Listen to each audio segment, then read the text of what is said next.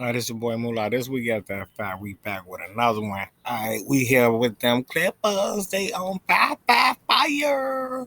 It's 3 in a row, baby. No claw. We ain't had a claw. Playoff P back. He's still holding it down. Uncle Skip, what you call him? Playoff PEE? I don't hate you now. I told you your day coming, son. Here we go. Skipping the pen. I don't know what's up with you, but I know you about to. How about them Clippers? You got the Kawhi's on? What's the Jolly Ranchers or whatever? I don't know. Let's find out. Here we go, y'all. Clippers rose to the challenge with no Kawhi Leonard last night. Paul George had a huge game with 37 points, and LA erased a 5-point deficit at halftime to take the series lead with the 119-111 win in Utah. So, Shannon, did the Clippers win this game, or did the Jazz blow it? Clippers won. Clippers won this game, Skip. Sure. I was talking, as a matter of fact, when the game was on, Steve, my research guy, I was talking.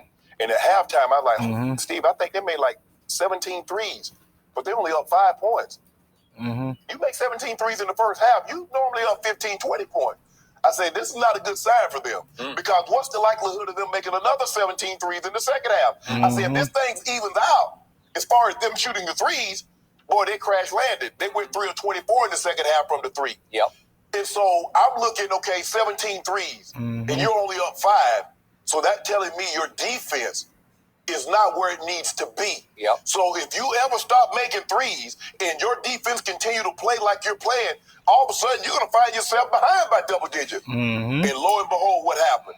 And I told Skipper, I told you yesterday, I said, now, don't underestimate this team without Kawhi. I said, because T. Lue will have them ready to play. You did say that. He took a team to Portland, no LeBron James, and then, we got this. And Kyrie dropped 55. And the other guys played really well. Well, Paul George says, you know what? This is my opportunity. He says, even if Kawhi was here and I had a game like this, they're going to say, well, it was because of Kawhi. He took it upon himself. He was sensational. And what we're starting to see, Skip, is that every time Rudy Gobert goes out, they attack Derek Favors. Yep. It's like the 10 going to the basket. We're going to the basket. If Rudy Gobert is not in there, and sometimes even with Rudy Gobert, we saw Terrence Mann jam on him last night. We saw Reggie Jackson really could have been an and one on him. So it's not like they're afraid all of a sudden. And it seems to me that's what they're doing. It's like, look, let's attack the paint. They were the number 1 3-point shooting percentage team. They don't shoot a bunch, but last night they got their 40%. Skip, if you shoot 16, you make 16 of them, you can live with that. Yep.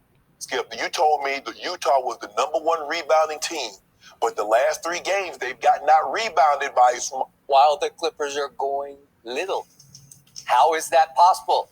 Look what Paul George did last night at 6'8". He's like, I'm doing my best, KD. Hey, KD, I ain't had 49, but I got 37 and 16. 16 rebounds. 16 How many more rebounds was that than Rudy Gobert had last night? What Rudy had? 10. Rudy had 10. He out-rebounded the 7-1 guy by 6 rebounds. What happened to the Jazz is that they came out shooting the 3-ball early, and it got Donovan Mitchell out of his attack mode. So what happens? Okay, you start shooting the 3, it's going in. I'm not attacking, I'm just waiting. Now all of a sudden the 3s are not there and I'm out of sync. Yep. It's kind of like a team skill. We used to run in the football, but we have a little success throwing the ball, and then all of a sudden we're trying to get back to running. We done got off kilter. Yep. That's what happened with the Jazz. But the Jazz didn't lose this. The Clippers won this. Give them credit. Ty Lue did a hell of a job, and there are a lot of teams that wish they would have had a guy like Ty Lue now. He got overlooked for a number of years because they said, he only won because he had Kyrie. He only won because he had LeBron James. Yep. He did win. Okay. But Ty Lue can coach his ass off. He can coach his little behind off. Kudos, Ty Lue. They won this. This is not about what Utah didn't do. This is what the Clippers did do. Okay. Before I answer this question, allow me to apologize publicly to my man Kawhi Leonard because initially I was skeptical about his knee injury. We saw the play on which Joe Ingles bumped him as he was going up court, and he stepped sideways and caught it a little funky and hyperextended just a little bit, and I thought that can't be that bad. I confirmed last night it is that bad. It's a significant knee injury that I'm virtually sure will require pretty immediate surgery. What I was told last night is he should come back 100% next year. I don't know if he'll be ready for the start of the season, but it's significant, and he is gone for the rest of the playoffs. Oh. And I'm pretty sure the Clippers knew that last night. It's not like they're trying to hang on for Kawhi to come back at some point, right? Right? And that's the thing, Skip. That's what I've always. That's what I tell people about injury. When they're like, "Well, he did this afterwards." Sometimes you have another one and you don't know it. Yeah. I'm telling you, I had a teammate of mine. He tore his ACL on the opening kickoff and played the rest of the game. He didn't know. Joe, who is shoulder separation? Didn't know. Okay. This an up for grabs championship for real. Had a long history in this league of load management and not playing even a little bit hurt on occasion for stretches. So that's why I was initially a little dubious. That's why you said, "Oh, he'll play in game 5 for sure." Real. Well, he just can't because he's seriously, legitimately hurt. Right. Okay. Enough of that. Chris Onward Paul. and upward. What did I see last night? I didn't love their chances because Utah had the best home record in basketball. That is an insane asylum of noise and just it's like crazy in there. It just comes through my TV where it just almost makes me ache for the Clippers because it's so loud in there. Because they rated them threes on you. And you saw it last night. First quarter, Utah comes out, to Utah's credit, and hit them with their best shot. They made 10 threes in the first quarter. Well, think about that. That's on a historic record pace. What's the record? Milwaukee made 29 in a game this year. Well, if you keep that up, you're going to make 40. Yeah. I've never seen it quite like that. And yet, to your point, when the smoke clears, I look at the final score at the end of the quarter, and it's 37-36. So it's a shootout. That's what Ali told me, Jordan. That's right, I know. That's all you got? Is that all you got? Okay. That's it. So it was a great Salt Lake shootout in the first quarter, but it was still just a one-point game. And then midway second quarter, I look up, and they've got 15 threes. And I immediately tweet, you can check my timeline, look it up. I guarantee they will cool off because they're going to have to cool off. You can't keep that up or you're going to shatter the record, right? Yes. They did make 2 more. That was at the 7-minute mark of the second quarter when they're up to 15. 2 more before halftime. But to your point, they're still hanging in because Pandemic Pete had scored 22 in the first half. 22. Right. And I immediately tweeted, it's if playoff you 22 more in the second half, you got a shot here. Right. Well, I was hoping that Utah would not just cool off, it would just go flat out cold. It did. Worse than cold. They only made 3 threes in the second half. Because remember, they was 0 for 10 in the third quarter. 0 for 10 in the third quarter, and our man Spider, Donovan Mitchell, in the fourth quarter went 1 of 6.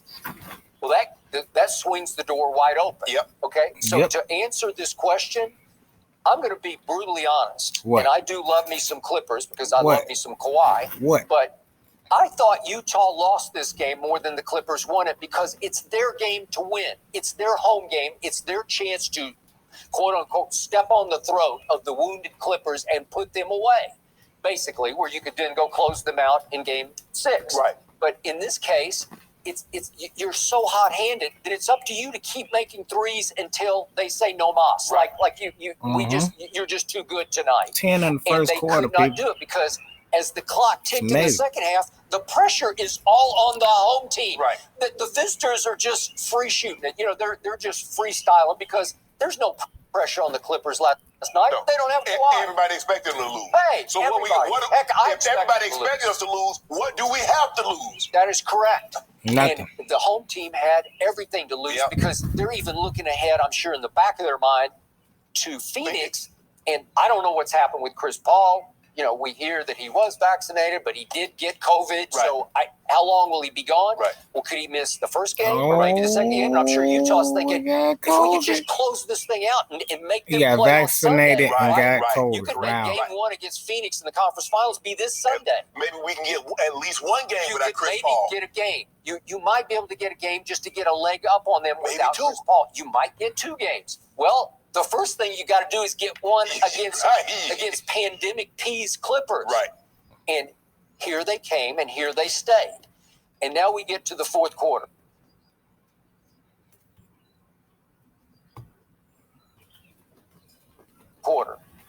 And now we get to Mr. June, Reggie Jackson. Mr. June, baby. And, I don't know if our younger viewers remember Mr. October. Reggie Jackson. But this Reggie has had his playoff moments. I brought up before that that game in 2012 for Oklahoma City when they were Going on the crazy. ropes at Memphis with obviously with Durant and Westbrook, and he comes in and Take some of goes that. for 42, and Durant and Westbrook were horrendous from the field, and they were about to go down 3-1, and he saved the day. He is capable of, he's an offensive explosion. yes. I mean, he's actually capable of Donovan Mitchell kind of stuff in stretches. And when he hit that shot at the top of the key, I think they were down 2, and he hit that step back in front of George Clarkson as the clock was running down. I just threw my ass, it's over. Okay. All right. So speaking of those shots, you know it. He made 4 shots in the fourth quarter. And if we could see them, all of them are crucial momentum breakers because the first one, you this is right here. This is the shot I'm talking about right here. Cut it to 3. This He is said, it. wait a second. I got this at the end of the clock. And really, all of a sudden, you're back up. And then here we go again. They cut it to 4, and he bombs away again. And this is the big one because they were on a little roll right here. They cut it to 3. And he buries another one. And this is the one you're talking about on Gobert. I got him on skates. And I go up and under on 7-foot one. What rainbow is? You want to go to the skating like you said. Okay, so that's the damage he did at crucial moments where they had cut it. It looked like Utah was about to pounce, and he said no. But you can't play any more better defense than what they played. I mean, this is crazy shots. No, I totally agree. Crazy shots. That's what he does. And what have I told you all year long? Well, there y'all go, man. Just crazy shots, man. What else? This whole playoff's been crazy, y'all. The injuries is just, oh man, I can't take no more injuries. Adam Silver, what's going on? I don't know. Fix it. All right. Shout out to to the club, man. Get well soon, man. Appreciate the season. See you next season. Wish you a speedy recovery. But this your boy Mullah. This week at that fight. I'll be back with another one. And I'm out of here.